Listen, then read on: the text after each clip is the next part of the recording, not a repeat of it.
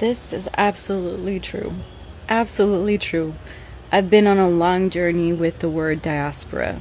And for a long time, I couldn't name what it was that I was feeling when I heard the term, when it was being used often against Puerto Ricans themselves by Puerto Ricans here who are there's like a racism and a classism that's tied to the word diaspora too, by the way, that I think a lot of people are just like they think they think like they're not ready to have the conversation yet.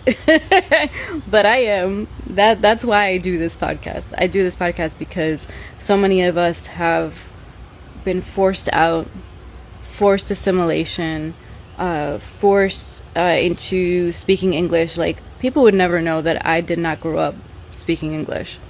My first language is Spanish. My first streams were in Spanish.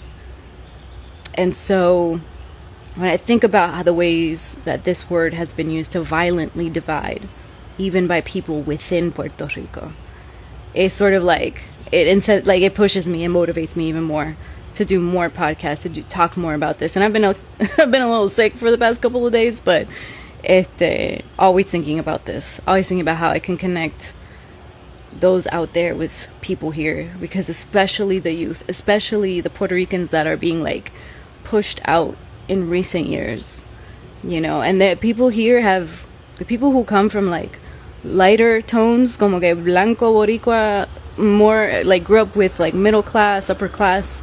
They have a lot to say when it comes to the Afro descendant and black Puerto Ricans that come back from the diaspora. They have a lot to say, very condescending, very classist, very racist things to say. And some of them are not ready to have that conversation. They're really not. But the reason that I do this work is because there is a need to talk about the fact that we are not a nation divided. We are a nation that has been pushed out and will continue to be pushed out unless we do something, unless we talk about this, unless we connect those diaspora out there to say, you should care and you should be involved, and this is how. ¿Me entiende?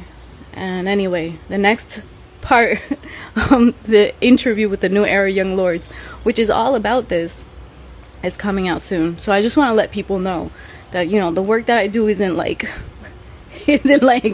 oh, I want likes and I want to be divisive. This is like important conversations that we have to have, because I wish I'd had these conversations available to me 10 years ago.